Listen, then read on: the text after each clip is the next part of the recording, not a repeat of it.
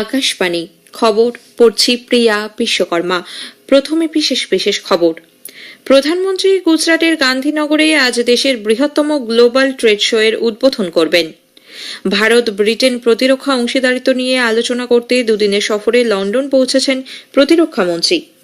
স্বাস্থ্য ও পরিবার কল্যাণ মন্ত্রী জানিয়েছেন, heal in India heal by ইন্ডিয়ার উদ্যোগে দেশ বিশ্বের দরবারে চিকিৎসা পরিষেবাকে আরও ব্যাপক মাত্রায় পৌঁছে দেওয়ার লক্ষ্য নিয়েছে। কৃষিকাজে ব্যবহৃত ডিজেলের ভর্তুকি কমানোর বিরুদ্ধে ট্রাক্টর নিয়ে রাস্তা অবরোধ করে দেশজুড়ে বিক্ষোভ আন্দোলন শুরু করেছেন জার্মানির কৃষকরা। জার্মানির কিংবদন্তি ফুটবলার ফ্রাঞ্জ বেকেনবাওয়ার প্রয়াত। নভি মুম্বাইয়ে আজ মহিলাদের টি-20 সিরিজের তৃতীয় তথা শেষ ম্যাচে ভারত অস্ট্রেলিয়ার মুখোমুখি হবে। আজ বিস্তারিত খবরে। প্রধানমন্ত্রী নরেন্দ্র মোদী আজ গুজরাটের গান্ধীনগরে দেশের বৃহত্তম গ্লোবাল ট্রেড শো এর উদ্বোধন করবেন। ভাইব্রেন্ট গুজরাট গ্লোবাল সামিট 2024-এ অংশ নিতে 3 দিনের সফরে গতরাতেই তিনি সে রাজ্যে পৌঁছেছেন। মহাত্মা মন্দিরে আজ টিমোর-লেস্টে এবং মোজাম্বিকের প্রেসিডেন্ট সহ বিশ্ব নেতাদের সঙ্গে দ্বিপাক্ষিক বৈঠকে যোগ দেবেন তিনি। শীর্ষস্থানীয় বিশ্বমানের কর্পোরেশনগুলির মুখ্য কার্যনির্বাহী আধিকারিক বা সিইওদের সঙ্গে মতবিনিময় করবেন। প্রধানমন্ত্রী এবং সংযুক্ত আরব আমিরশাহীর রাষ্ট্রপতি শেখ মোহাম্মদ বিন জায়েদ আল নাহিয়ান আজ সন্ধ্যায় সর্দার বল্লভভাই পটেল আন্তর্জাতিক বিমানবন্দরের বাইরে একটি রোড শো করবেন। মহাত্মা মন্দিরে ভাইব্রেন্ট গুজরাট গ্লোবাল সামিটের 10ম সংস্করণের উদ্বোধন করবেন প্রধানমন্ত্রী। অংশীদার হিসেবে 33টি দেশ সামিটে যোগ দেবে। এছাড়াও আরও 100টি দেশ এই বাণিজ্য মেলায় অংশ নিচ্ছে। অস্ট্রেলিয়া, দক্ষিণ কোরিয়া, সিঙ্গাপুর, সংযুক্ত আরব আমিরশাহী, ব্রিটেন, জার্মানি, নরওয়ে সহ 20টি দেশের 1000-এরও বেশি প্রতিনিধি অংশ নেবেন বাণিজ্য প্রদর্শনীতে। প্রযুক্তি এবং সমগ্র বিশ্বের প্রেক্ষিতে প্রাসঙ্গিক নানান বিষয় থাকবে একাধিক সেমিনার এবং আলোচনা সভা। সম্মেলনের মূল ভাবনা গেটওয়ে টু দ্য ফিউচার বা ভবিষ্যতের প্রবেশদ্বার। বিকশিত ভারত সংকল্প যাত্রার মাধ্যমে তাঁর সরকার সমস্ত জনকল্যাণমূলক প্রকল্পগুলি বাস্তবায়িত করার লক্ষ্য নিয়েছে বলে প্রধানমন্ত্রী নরেন্দ্র মোদী জানিয়েছেন। ভিডিও কনফারেন্সের মাধ্যমে গতকাল বিকশিত ভারত সংকল্প যাত্রার সুবিধাপ্রাপকদের সঙ্গে আলাপচারিতায় শ্রী মোদী বলেন, সমাজের প্রতিটি মানুষের কাছে কেন্দ্রীয় সরকারের উন্নয়নমূলক প্রকল্পের সুবিধা পৌঁছে দিতে তাঁর সরকার বদ্ধপরিকর। গত 9 বছরে এই প্রকল্পগুলির মাধ্যমে কোটি কোটি মানুষের জীবনযাত্রা সহজ হয়েছে। শহর এবং গ্রামাঞ্চলে বিকশিত ভারত সংকল্প যাত্রা নিয়ে বিশেষ উৎসাহ লক্ষ্য করা যাচ্ছে। প্রধানমন্ত্রী বলেন, দেশের বৃহৎ জনগোষ্ঠীর দৈনন্দিন জীবনকে আরো সহজ করে তুলতে সরকার দরিদ্র, কৃষক, মহিলা এবং যুবদের ভবিষ্যৎ গঠনে জোর দিচ্ছে। অযোধ্যায় আগামী 22শে জানুয়ারি রাম মন্দিরের উদ্বোধনের আগে প্রধানমন্ত্রী নরেন্দ্র মোদী তীর্থস্থানগুলিকে পরিচ্ছন্ন করার লক্ষ্যে সারা দেশে স্বচ্ছ মন্দির অভিযান শুরু করেছেন।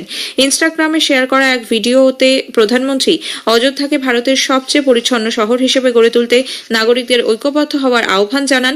দেশের জনগণকে মকর সংক্রান্তি থেকে 22শে জানুয়ারি পর্যন্ত ছোট ছোট তীর্থস্থানগুলিতে পরিচ্ছন্নতা অভিযান শুরু করতে বলেছেন তিনি। প্রতিরক্ষা মন্ত্রী রাজনাথ সিং 2 দিনের সফরে গতরাতে লন্ডন পৌঁছেছেন। ভারত ব্রিটেন প্রতিরক্ষা অংশীদারিত্ব নিয়ে আলোচনা করতেই তাঁর এই সফর।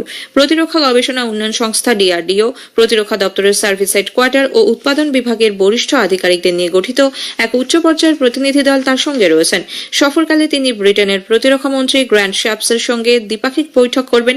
প্রতিরক্ষা, নিরাপত্তা এবং শিল্প সহযোগিতার বিভিন্ন বিষয় নিয়ে তাদের কথা হবে। প্রধানমন্ত্রী ঋষি সুনাকের সঙ্গেও সাক্ষাৎ করবেন রাজনাথ সিং। সে দেশের বিদেশ, কমনওয়েলথ ও উন্নয়ন বিষয়ক সচিব ডেভিড ক্যামেরনের সঙ্গেও বৈঠকের কর্মসূচি রয়েছে তাঁর। প্রতিরক্ষা শিল্পের মুখ্য কার্যনির্বাহী আধিকারিক এবং শিল্পক্ষেত্রে অগ্রণী ব্যক্তিত্বদের সঙ্গে মতবিনিময়ের পাশাপাশি লন্ডনে বসবাসকারী ভারতীয় সম্প্রদায়ের সঙ্গে আলাপচারিতায় অংশ নেবেন তিনি। প্রতিরক্ষা মন্ত্রী কেন্দ্রশাসিত জম্মু কাশ্মীর এবং লাদাখে আরও 4টি ন্যাশনাল ক্যাডেট কোর বা এনসিসি ইউনিট তৈরির প্রস্তাব অনুমোদন করেছেন। এর মধ্যে উধমপুর, কুপওয়ারা এবং কার্গিলে একটি মিক্সড এবং উধমপুরে একটি এয়ার স্কোয়াড্রন ইউনিট তৈরি করা হবে। এর ফলে 27,870 ক্যাডেটের বর্তমান ক্ষমতা 46% বেশি বৃদ্ধি পাবে। এই মুহূর্তে ডিরেক্টরেটের অধীনে 2টি গ্রুপ সদর দপ্তর রয়েছে। স্বাস্থ্য ও পরিবার কল্যাণ মন্ত্রী মনসুখ মান্ডাভিয়া জানিয়েছেন, ভারতের সুস্থতা এবং ভারতের মাধ্যমে সুস্থতা বা heal in India heal by ইন্ডিয়ার উদ্যোগে দেশ বিশ্বের দরবারে চিকিৎসা পরিষেবাকে আরও ব্যাপক মাত্রায় পৌঁছে দেওয়ার লক্ষ্য নিয়েছে। নতুন দিল্লিতে কেন্দ্রীয় সরকারি হাসপাতালে নতুন স্বাস্থ্য পরিষেবার উদ্বোধন করে ডক্টর মান্ডাভিয়া বলেন, বসুধৈব কুটুম্বকমের মঞ্চে ভারত স্বাস্থ্য সুরক্ষার পরিষেবাকে আন্তর্জাতিক সীমানার বাইরে প্রসারিত করেছে। আয়ুষ্মান ভারতের মতো প্রকল্পগুলির মাধ্যমে স্বাস্থ্যক্ষেত্রে চিকিৎসার সমতা আনার চেষ্টা করা হচ্ছে। তিনি লেডি হার্ডিঞ্জ মেডিকেল কলেজে জরুরি পরিষেবা বিভাগের উদ্বোধন করেন। ভিডিও কনফারেন্সের মাধ্যমে সাফদারজাং হাসপাতালে স্পোর্টস ইনজুরি সেন্টারও চালু করেছেন স্বাস্থ্যমন্ত্রী। কেন্দ্রীয় স্বরাষ্ট্র সমবায় মন্ত্রী অমিত শাহ বলেছেন, গত 9 বছরে দেশের বিভিন্ন প্রান্তে জনঔষধি কেন্দ্রগুলিতে কম দামে ওষুধ মেলায় দরিদ্র জনগণের প্রায় 26,000 কোটি টাকা সাশ্রয় হয়েছে। নতুন দিল্লির বিজ্ঞান ভবনে গতকাল প্রধানমন্ত্রী ভারতীয় জনঔষধি কেন্দ্র হিসেবে প্রাথমিক কৃষি ঋণ প্রদানকারী সমিতি প্যাক্স বিষয়ে জাতীয় প্যাক্স মেগা কনক্লেভে যোগ দিয়ে শ্রী শাহ বলেন, শহরের পাশাপাশি বর্তমানে গ্রামাঞ্চলের কৃষক ও দরিদ্ররা 10 থেকে 30 টাকা মূল্যে নিত্য প্রয়োজনীয় ওষুধগুলি পাচ্ছেন। জার্মানির কৃষকরা ভর্তুকি কমানোর বিরুদ্ধে ট্রাক্টর নিয়ে রাস্তা অবরোধ করে দেশজুড়ে বিক্ষোভ আন্দোলন শুরু করেছেন। জার্মানির প্রায় 16টি প্রদেশের ট্রাক্টর ও ট্রাকের কনভয় নিয়ে প্রচণ্ড ঠান্ডা উপেক্ষা করে রাস্তায় দাঁড়িয়ে পড়েছেন তারা। পুলিশের সঙ্গে তাদের সংঘাতের খবরের মধ্যে দেশের প্রথম সারির রাজনীতিবিদরা সতর্ক করেছেন, এই পরিস্থিতি চরমপন্থীদের কাছে সুযোগ সৃষ্টি করতে পারে। উল্লেখ্য, কৃষিকাজে ব্যবহৃত ডিজেলের উপর কর ছাড় বাতিলের সরকারি সিদ্ধান্তের প্রতিবাদী কৃষকরা এই অবরোধ শুরু করেছেন। মালদ্বীপের বহু সংগঠন ভারত ও মালদ্বীপের মধ্যে ইতিবাচক সম্পর্কের পক্ষে সওয়াল করেছে। বহিষ্কৃত ডেপুটি মন্ত্রীরা এ বিষয়ে যে পোস্ট ও মন্তব্য করেছেন তা দায়িত্বজ্ঞানহীন বলে মন্তব্য করেছে তারা।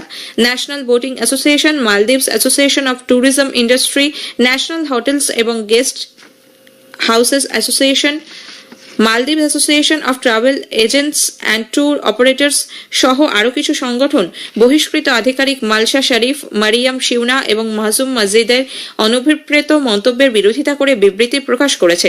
তারা জানিয়েছে, ভারত প্রথম থেকেই প্রতিবেশী বন্ধুর ভূমিকা পালন করে আসছে। যে কোনো বিপত্তির সময়, বিশেষ করে কোভিড অতিমারি ও তারপরেও ভারত মালদ্বীপের পাশে দাঁড়িয়েছিল। এদিকে মালদ্বীপের বহু নেতা এই ঘটনায় দুঃখ প্রকাশ করে জানিয়েছেন, সরকারের ওপর চাপ বাড়ছে, অনাস্থা প্রস্তাব সহ অন্যান্য ব্যবস্থা গ্রহণের ডাকও দেওয়া হচ্ছে। প্রাক্তন উপরাষ্ট্রপতি আহমেদ আদিম সংবাদ মাধ্যমকে দেওয়া এক সাক্ষাৎকারে বর্তমান শাসক জোট পিএমসি পিপিএম এর মধ্যে চরমপন্থীদের উপস্থিতির কথা উল্লেখ করেছেন। অন্যদিকে এমডিপি সাংসদ মিকাইল নাসিম বিদেশ মন্ত্রী মুসা জামিরকে সংসদে হাজিরা দেওয়া ও বহিষ্কৃত আধিকারিকদের জিজ্ঞাসাবাদের কথা বলেছেন। অসামরিক উড়ান চলাচল মহানির্দেশালয় ডিজিসিএ বিমানের ক্রু সদস্যদের সাপ্তাহিক বিশ্রামের সময়সীমা 36 ঘন্টা থেকে বাড়িয়ে 48 ঘন্টা করেছে। ডিজিসিএ সংশোধিত উড়ান চলাচলের সূচি অনুযায়ী এখন থেকে নাইট ডিউটির সময় হবে মধ্যরাত থেকে পরের দিন ভোর 6টা পর্যন্ত। এতদিন তা ছিল ভোর 5টা অবধি। রাতে উড়ান চলাচলের ক্ষেত্রে সর্বোচ্চ 8 ঘন্টার ফ্লাইট টাইম এবং 10 ঘন্টার ফ্লাইট ডিউটি পিরিয়ডে সীমাবদ্ধ রাখা হচ্ছে। মধ্যপ্রদেশের ষোড়শ বিধানসভার সদস্যদের প্রশিক্ষণের উদ্দেশ্যে 2 দিনব্যাপী কর্মশালা প্রবোধন কার্যক্রম আজ শুরু হচ্ছে। লোকসভার অধ্যক্ষ ওম বিড়লা প্রথমবার নির্বাচিত এবং অভিজ্ঞ বিধায়কদের উদ্দেশ্যে বক্তব্য রাখবেন। মধ্যপ্রদেশ, উত্তরপ্রদেশ সহ অন্যান্য রাজ্যের বিধানসভার অধ্যক্ষরা বিভিন্ন রকম পরিষদীয় ও সংসদীয় বিষয়ে তথ্য প্রদান করবেন। মধ্যপ্রদেশ বিধানসভার অধ্যক্ষ নরেন্দ্র সিং তোমার, মুখ্যমন্ত্রী ডক্টর মোহন যাদব ও বিরোধী দলনেতা উমাং সিংহার সমাপনী বক্তব্যও রাখবেন। উত্তরাখণ্ডের হরিদ্বারের কাছে ঋষিকেশ চিল্লা রেঞ্জে একটি সড়ক দুর্ঘটনায় 2 জন ফরেস্ট রেঞ্জার সহ 4 ব্যক্তির মৃত্যু হয়েছে। গাড়ির ট্রায়াল চলাকালীন গতকাল এই দুর্ঘটনা ঘটে। বন দপ্তরের 10 জন কর্মীকে নিয়ে গাড়িটি চিল্লা রেঞ্জ থেকে ঋষিকেশের দিকে যাচ্ছিল। গাড়ির একটি চাকা ফেটে যাওয়ায় সেটি চিল্লা শক্তি ক্যানেলের কাছে একটি গাছে ধাক্কা মারে। পুলিশ জানিয়েছে, রাজাজি ব্যাঘ্র সংরক্ষণ প্রকল্পের ওয়াইল্ড লাইফ ওয়ার্ডেন যিনি ক্যানেলে পড়ে গিয়েছিলেন তার খোঁজ পাওয়া যাচ্ছে না। State bank of India SBI এর এক রিপোর্টে জানা গেছে, 2013-14 থেকে 2021-22 সময়সীমার মধ্যে ভারত ব্যক্তিগত আয়ের ক্ষেত্রে বৈষম্য উল্লেখযোগ্য ভাবে হ্রাস পেয়েছে। এসবিআই এর অর্থনৈতিক গবেষণা দপ্তরের ওই সমীক্ষায় বলা হয়েছে, করদাতাদের 36.3% এই সময় কম আয়ের স্ল্যাব থেকে উচ্চ আয়ের স্ল্যাবে উন্নীত হয়েছেন। জার্মানির কিংবদন্তি ফুটবলার ফ্রাঞ্জ বেকেনবাওয়ার প্রয়াত। বয়স হয়েছিল 78 বছর। দীর্ঘদিন ধরেই অসুস্থ ছিলেন বিশ্বকাপ জয়ী এই ফুটবলার। আক্রান্ত হয়েছিলেন বিরল রোগে। হৃৎপিণ্ডে 2 বার অস্ত্রোপচারও করা হয়েছে তার। গতকাল পরিবারের তরফে তার মৃত্যুর খবর জানানো হয়। দেশের জার্সিতে 104টি ম্যাচ খেলেছেন তিনি। 1974 সালে তার নেতৃত্বেই বিশ্ব চ্যাম্পিয়ন হয় জার্মানি। তার 16 বছর পর কোচ হিসেবেও বিশ্বকাপ জেতেন। নাভি মুম্বাইয়ের ডক্টর ডিওয়াই পাতিল স্পোর্টস একাডেমিতে আজ মহিলাদের টি20 সিরিজের তৃতীয় তথা শেষ ম্যাচে ভারত অস্ট্রেলিয়ার মুখোমুখি হবে। খেলা শুরু হবে সন্ধ্যে 7টায়।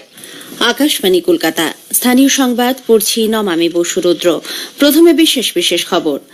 রাজ্যের রেশন বন্টন মামলায় এখনো পর্যন্ত 9 থেকে 10,000 কোটি টাকার দুর্নীতি হয়েছে বলে ইডি জানিয়েছে। সন্দেশখালীর ঘটনার পর রাজ্য স্তরের আধিকারিকদের সঙ্গে কথাবার্তা বলতে ইডি ডিরেক্টর রাহুল নবীন কলকাতায় এসেছেন। রাজ্যে আইন শৃঙ্খলা পরিস্থিতি সন্তোষজনক বলে মুখ্যমন্ত্রী মমতা ব্যানার্জি মত প্রকাশ করেছেন। গঙ্গাসাগর মেলার সূচনা হয়েছে। মুখ্যমন্ত্রী গতকাল এর উদ্বোধন করে পুণ্যার্থীদের 5 লক্ষ টাকা দেওয়ার কথা ঘোষণা করেছেন। রাজ্য সরকারের সম্মতি পেলে চলতি বছর শিক্ষা ক্ষেত্রে উচ্চ মাধ্যমিকের নতুন সিলেবাস কার্যকর করা হবে। কোভিডের নতুন সাব ভ্যারিয়েন্ট বা উপপ্রজাতি JN1 এর খোঁজ মিলেছে এ রাজ্যে। আসি বিস্তারিত খবরে। রাজ্যের রেশন বন্টন দুর্নীতি মামলায় এখনো পর্যন্ত তদন্ত যত দূরে গিয়েছে তাতে পাহাড় প্রমাণ দুর্নীতির সন্ধান মিলেছে বলে ইডি জানিয়েছে। গতকাল এক বিবৃতিতে তাদের দাবি 9 থেকে 10,000 কোটি টাকার দুর্নীতি হয়েছে বলে মনে করা হচ্ছে। এর মধ্যে 2,000 কোটি টাকা দুবাইয়ে পাঠিয়ে দেওয়া হতে পারে। এই মামলায় ধৃত খাদ্যমন্ত্রী জ্যোতিপ্রিয় মল্লিক ঘনিষ্ঠ শঙ্কর আঢ্যকে কলকাতায় বিশেষ PMLA আদালত 14 দিনের জন্য ইডি হেফাজতে পাঠায়। অভিযুক্ত কালো টাকা সাদা করার বেশ কয়েকটি সংস্থা চালান বলে ইডির বিবৃতিতে দাবি করা হয়েছে।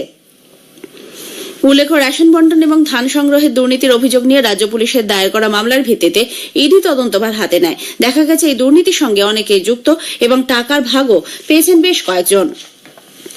এদিকে সন্দেশখালীর ঘটনার পর রাজ্য স্তরের আধিকারিকদের সঙ্গে কথাবার্তা বলতে ইডি ডিরেক্টর রাহুল নবীন কলকাতায় এসেছেন। গত রাতে তিনি শহরে পৌঁছন। আজ একাধিক বিষয়ে তিনি বৈঠক করবেন। একই দিনে দুবার কেন্দ্রীয় তদন্তকারী সংস্থার আধিকারিকদের নিগৃহীত হওয়ার ঘটনা তাদের আলোচনায় উঠে আসবে বলে মনে করা হচ্ছে। উল্লেখ্য, গত বছর সেপ্টেম্বরে রাহুল নবীন ইডি ডিরেক্টর পদে দায়িত্বভার গ্রহণ করেন। তারপর এই প্রথম তিনি এ রাজ্যে এলেন। সন্দেশখালীর ঘটনা নিয়ে বিজেপি হাইকোর্টের দ্বারস্থ হয়েছে। গত শুক্রবার ওই ঘটনা ছাড়াও বনগাঁয় শঙ্কর আঢ্যকে গ্রেপ্তারের সময় ইডির ওপর হামলার উল্লেখ করে গতকাল বিজেপির তরফে প্রধান বিচারপতি TS সেবাজ্ঞানম এবং বিচারপতি সুপ্রতিম ভট্টাচার্যের ডিভিশন বেঞ্চে দৃষ্টি আকর্ষণ করা হয়। আগামী বৃহস্পতিবার এই মামলার শুনানি হতে পারে। এ বিষয়ে বিরোধী দলনেতা শুভেন্দু অধিকারী জানান, এই রাষ্ট্রবিরোধী শাহজাহান শেখ শুধুমাত্র রেশন কেলেঙ্কারি নয়, শুধুমাত্র কোর্টের হেরোইন পাচারের কেস নয়, 3-3টে লোকের দেহ লোপাট করা হয়েছে এবং তাদের 2টি মামলা থেকে মমতা পুলিশের আশ্রয়ে প্রশ্রয়ে চার্জশিট মুক্ত হয়েছে। সঠিক বিচার পাবে।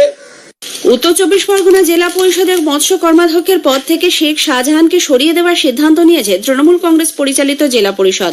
সূত্রের খবর, শাহজাহানের পরিবর্তে এখন থেকে ওই পদ সামলাবেন জেলা পরিষদের সভাধিপতি নারায়ণ গোস্বামী।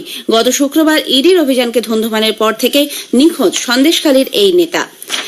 এদিকে আইন শৃঙ্খলা নিয়ে প্রশ্ন উঠলেও মুখ্যমন্ত্রী মমতা ব্যানার্জি বাংলার পরিস্থিতিতে সন্তোষ প্রকাশ করেছেন। গতকাল ধনধান্য অডিটোরিয়ামে আয়োজিত অনুষ্ঠানে তিনি জানান, রাজনৈতিক কারণে তিনি বাংলার অপপ্রচার মেনে নেবেন না। এ প্রসঙ্গে দেশের মধ্যে সেরা হিসেবে শ্রীরামপুর থানার কথা উল্লেখ করেন তিনি।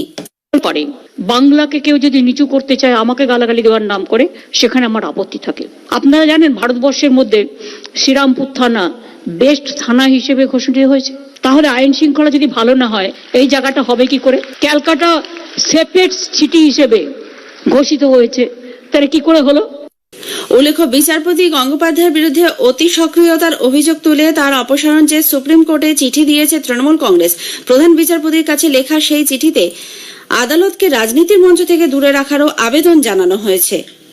এর প্রেক্ষিতে রাজ্যে দুর্নীতির তদন্ত আটকানোর জন্য যেভাবে মামলা হচ্ছে তাতে চৌর্যবৃত্তি পেশা হয়ে দাঁড়াবে বলে বিচারপতি অভিজিৎ গঙ্গোপাধ্যায় মন্তব্য করেছেন। গতকাল হাইকোর্ট থেকে বেরিয়ে সাংবাদিকদের তিনি বলেন, আদালতের গৃহীত কিছু সিদ্ধান্তে দুর্নীতিগ্রস্তরা শাস্তি পেয়েছে। তৃণমূল কংগ্রেসের সর্বভারতীয় সাধারণ সম্পাদক অভিষেক বন্দ্যোপাধ্যায়ের সম্পত্তির উৎস কি তা নিয়েও তিনি প্রশ্ন তোলেন। একজন নেতা অভিষেক বন্দ্যোপাধ্যায়, তার এত সম্পত্তি কোথা থেকে আসে? তিনি কি একটা এফিডেভিট অফ অ্যাসেটস দিয়ে ডিক্লেয়ার করবেন? এফিডেভিট তৈরি করে সোশ্যাল মিডিয়াতে কি পোস্ট করবেন যে তার এফিডেভিট অ্যাসেটস কত?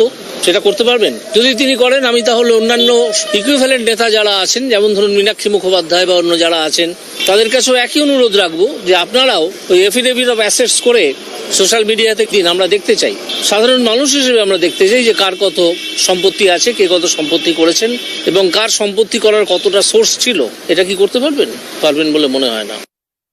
পঞ্চায়েত ভোটে কেন্দ্রীয় বাহিনী মোতায়েন নিয়ে আদালত অবমাননার মামলায় নিঃশর্ত ক্ষমা চাইলেন রাজ্য নির্বাচন কমিশনার রাজীব সিনহা। গতকাল কলকাতা হাইকোর্টে এই মামলার শুনানিতে রাজ্য নির্বাচন কমিশনার জানান, আদালতের নির্দেশ মেনে পঞ্চায়েত ভোট হয়েছে, অনিচ্ছাকৃত কোনো ভুল হতেই পারে, তার জন্য তিনি ক্ষমা প্রার্থী। এই মর্মে প্রধান বিচারপতি TS সেবাজ্ঞানমের ডিভিশন বেঞ্চে হলফনামাও জমা দেন রাজ্য নির্বাচন কমিশনার। তার হলফনামার প্রেক্ষিতে মামলায় যুক্ত অন্য পক্ষ পাল্টা হলফনামা দিতে চায়, তার জন্য 3 সপ্তাহ সময় দিয়েছে হাইকোর্ট। এই মামলার পরবর্তী শুনানি আগামী 23শে ফেব্রুয়ারি। দাবি। স্থানীয় সংবাদ শুনছেন আকাশবাণী কলকাতা কেন্দ্র থেকে।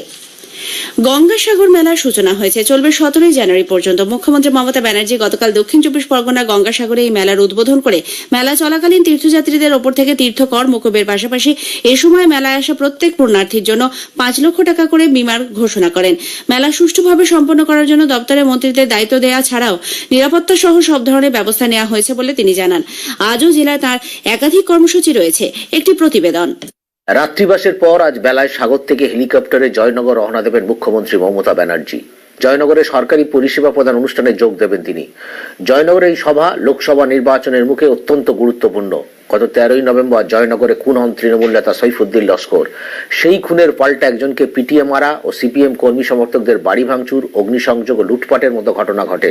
এই ঘটনায় বাম ও শাসক তৃণমূল একে অপরের বিরুদ্ধে কড়া ভাষায় আক্রমণ শানায়। লোকসভা ভোটের কয়েক মাস আগে সেই জয়নগর থেকে কি বার্তা দেন সেদিকে তাকিয়ে রাজনৈতিক মহল। জয়নগরের সভা সেরে তিনি কলকাতায় ফিরবেন। অন্যদিকে সাগর মেলা রীতিমতো জমজমাট হয়ে উঠছে। আজ থেকে মেলার সব রকম সরকারি সুযোগ সুবিধা মিলবে। গতকাল থেকে মেলার জন্য অতিরিক্ত পুলিশ বাহিনী, জাতীয় বিপর্যয় মোকাবিলা দলের সদস্য সহ মেলার সঙ্গে যুক্ত আধিকারিকরা পৌঁছতে শুরু করেছে। অন্যদিকে ভিড় লক্ষ্য করা যাচ্ছে। রঙিন আলোকমালায় সেজে উঠেছে কাকদ্বীপের লন নম্বর 8, মুড়িগঙ্গা নদী, কচুবেড়িয়া পয়েন্ট ও কপিলমুনি মন্দির ও মেলা মাঠ। এবারে শাহী স্নানের যোগ 15 ও 16 জানুয়ারি। এবার 40 লক্ষের বেশি পুণ্যার্থী মেলায় আসতে পারেন বলে অনুমান জেলা প্রশাসনের। গঙ্গাসাগর থেকে আকাশবাণী সংবাদের জন্য গৌতম মণ্ডল ও সুমন দে। পৌষ সংক্রান্তিকে কেন্দ্র করে চলতি গঙ্গাসাগর মেলা ঘুরে দেখতে রাজ্যপাল সিভি আনন্দ বোস সাগরে যাচ্ছেন। আগামীকাল তিনি হেলিকপ্টারে কলকাতা থেকে রওনা হয়ে সাগরে পৌঁছে কপিলমুনির মন্দিরে পুজো দেবেন বলে প্রশাসনিক সূত্রে জানা গেছে। এদিকে গঙ্গাসাগর মেলা চলাকালীন আগামী 17 জানুয়ারি পর্যন্ত বঙ্গোপসাগরে আবহাওয়ার বিশেষ কোনো পরিবর্তন হবে না। ওই কদিন গোটা এলাকায় বইবে উত্তুরে হাওয়া। আবহাওয়া মূলত শুষ্কই থাকবে। রাত অথবা সকালের দিকে ঘন কুয়াশা থাকতে পারে। অন্যদিকে কলকাতা সহ দক্ষিণবঙ্গের বিভিন্ন জেলায় আজ সকাল ছিল কুয়াশার চাদরে মোড়া। তবে তাপমাত্রা রেকর্ড করা হয়েছে স্বাভাবিকের 3 ডিগ্রি ওপরে। 47তম আন্তর্জাতিক কলকাতা বইমেলা এই মাসের 18 তারিখ সল্টলেকের বইমেলা প্রাঙ্গণে শুরু হবে। উদ্বোধন করবেন মুখ্যমন্ত্রী মমতা ব্যানার্জি। লিটল ম্যাগাজিন সহ ছোট, মাঝারি ও বড় প্রকাশকদের স্টল ও টেবিল মিলিয়ে মোট সংখ্যা 1000। 24শে জানুয়ারি প্রবীণদের নিয়ে উদযাপিত হবে চির তরুণ দিবস। গতকাল কলকাতায় এক সাংবাদিক বৈঠকে পাবলিশার্স অ্যান্ড বুক সেলার্স গিল্ডের সভাপতি সুধাংশু শেখর দে জানান, সরাসরি ও যৌথভাবে আন্তর্জাতিক কলকাতা বইমেলায় অংশগ্রহণ করছে প্রায় 20টি দেশ। 9টি গেট, যার প্রতিটি গেট দিয়েই মেলায় প্রবেশ এবং বেরোনো যাবে। একটি গেট হচ্ছে লন্ডনের টাওয়ার ব্রিজের আদলে, একটি গেট বেথুন স্কুলের 175 বছর উপলক্ষে সেই স্কুলের আদলে। আছে বিশ্ববাংলা গেট এবং তারাশঙ্কর বন্দ্যোপাধ্যায় ও লোরকার 125তম জন্মবর্ষ উদযাপনে তাঁদের স্মরণে গেট। যাদের আমরা গত বছর হারিয়েছি তাদের মধ্যে সমরেশ মজুমদার এবং এএস বায়াটের নামে হচ্ছে বইমেলার 2টি হল। লিটল ম্যাগাজিন প্যাভিলিয়ন সন্দীপ দত্তের নামে। রাজ্য সরকারের সম্মতি পেলে চলতি শিক্ষাবর্ষ থেকে উচ্চ মাধ্যমিকের নতুন সিলেবাস কার্যকর করা হবে। সেক্ষেত্রে এবছর যারা একাদশ শ্রেণীতে ভর্তি হবেন তাদের নয়া সিলেবাসে পড়াশোনা করতে হবে। উচ্চ মাধ্যমিক শিক্ষা সংসদ সূত্রে জানা গেছে, সম্প্রতি উচ্চ মাধ্যমিকের সিলেবাস রিভিউ কমিটি 2য় বৈঠকে নতুন সিলেবাস নিয়ে বিস্তারিত আলোচনা হয় এবং সবকিছু ঠিকভাবে এগোলে এই জানুয়ারি মাসে নতুন সিলেবাস সংসদের হাতে তুলে দেওয়া হবে। উল্লেখ্য, উচ্চ মাধ্যমিকের সিলেবাসে শেষবার পরিবর্তন করা হয়েছিল 2012-13 সালে। এই 10 বছরে সর্বভারতীয় স্তরে একাদশ দ্বাদশের অনেক পরিবর্তন করা হয়েছে। সেই পরিবর্তনের সঙ্গে সামঞ্জস্য রেখেই এই পাঠ্যক্রমে বদল আনা হচ্ছে। রাজ্যে কোভিডের নতুন সাব ভ্যারিয়েন্ট বা উপপ্রজাতি JN1 এর খোঁজ মিলেছে। কেন্দ্রীয় স্বাস্থ্য মন্ত্রক সূত্রে জানা গেছে, পশ্চিমবঙ্গে কোভিড আক্রান্তদের মধ্যে 2 জনের শরীরে এই উপপ্রজাতির সন্ধান মিলেছে। স্বাস্থ্য মন্ত্রক সূত্রে খবর, কল্যাণীর ন্যাশনাল ইনস্টিটিউট অফ বায়োমেডিক্যাল জেনোমিক্সে ডিসেম্বরের 26 তারিখ পর্যন্ত জেনোম সিকোয়েন্সিং এর জন্য যে সমস্ত নমুনা পাঠানো হয়েছিল তাদের মধ্যে এই 2 জনের সন্ধান মেলে। শেষ করার আগে স্থানীয় সংবাদের বিশেষ কিছু অংশ আরও একবার। রাজ্যের রেশন বন্টন মামলায় এখনো পর্যন্ত 9 থেকে 10,000 কোটি টাকা দুর্নীতি হয়েছে বলে ইডি জানিয়েছে। সন্দেশখালীর ঘটনার পর রাজ্য স্তরের আধিকারিকদের সঙ্গে কথাবার্তা বলতে ইডি ডিরেক্টর রাহুল নবীন কলকাতায় এসেছেন। রাজ্যে আইন শৃঙ্খলা পরিস্থিতি সন্তোষজনক বলে মুখ্যমন্ত্রী মমতা ব্যানার্জি মত প্রকাশ করেছেন। স্থানীয় সংবাদ শেষ হলো।